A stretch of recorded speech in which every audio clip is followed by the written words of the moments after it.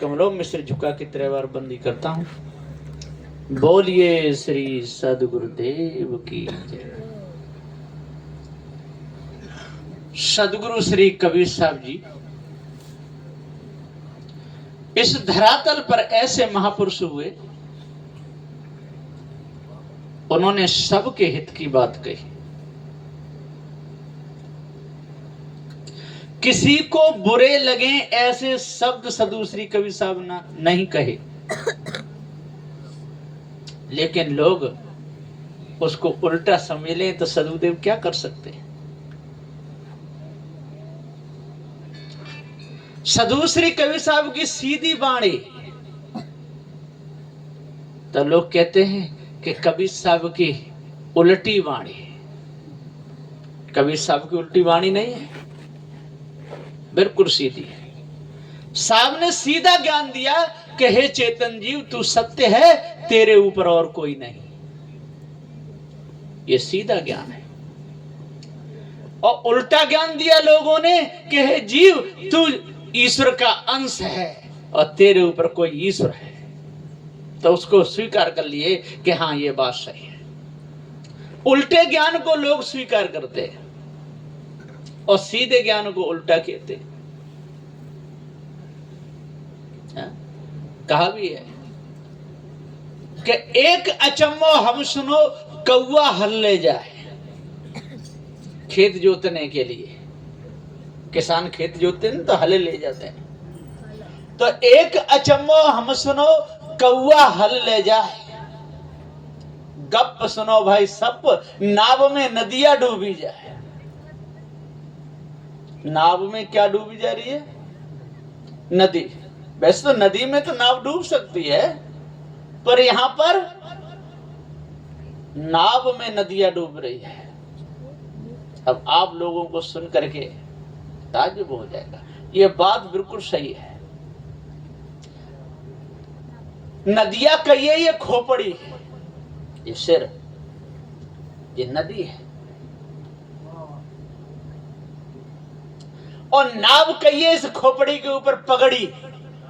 तो पगड़ी खोपड़ी में डूबी है कि खोपड़ी पगड़ी में? टोपी लगाते हैं तो कैसी लगाते हैं? सिर पे सीधी लगाते हैं कि उल्टी? यदि सीधी रख लें तो ऐसी हो जाएगी, तो ऐसी लगाते ढक जाते। तो सदगुरुदेव जी कहते हैं कि भरम भूल कल्पना में और विषय वासना सबकी खोपड़ी डूबी हुई है। जब तक बाहर का रंग नहीं लगता, तब तक बेटा माता पिता की बात मानता है, साथ ही रहता है, छोड़ता नहीं। मम्मी कहीं चली गई तो भोजन नहीं पाएगा, और जब बाहर का रंग लगा फिर मम्मी की याद नहीं करता, फिर दूसरे कोने से निकलता है।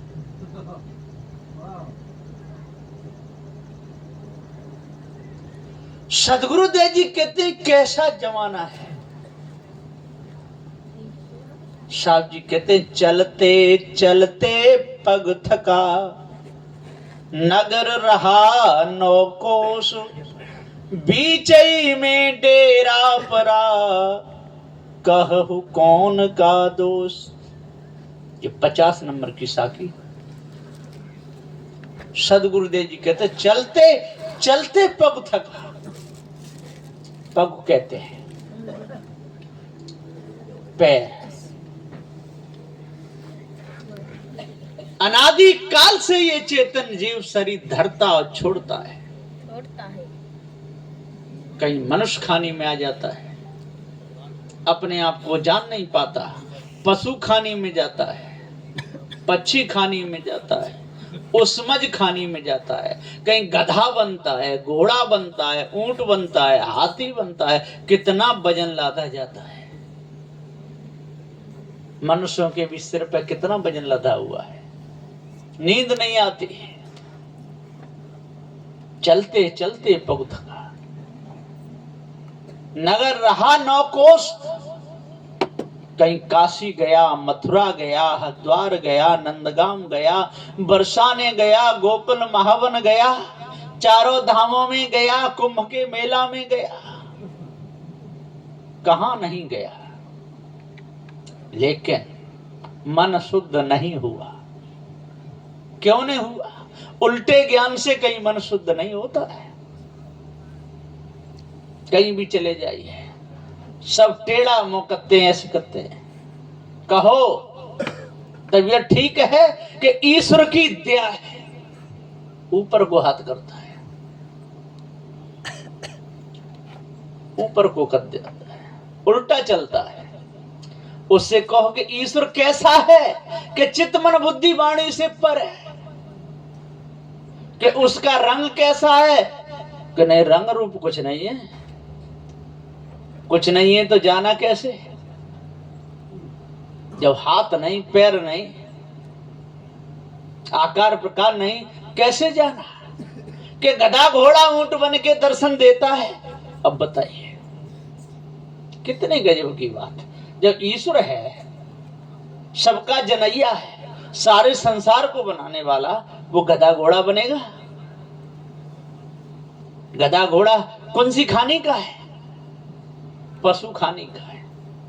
किसी को बंदर बन के दर्शन देता है, किसी को गधा बन के दर्शन देता है, किसी को कुत्ता बन के दर्शन देता है?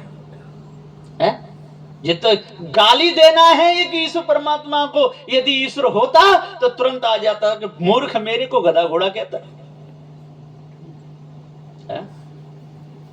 महाराष्ट्र में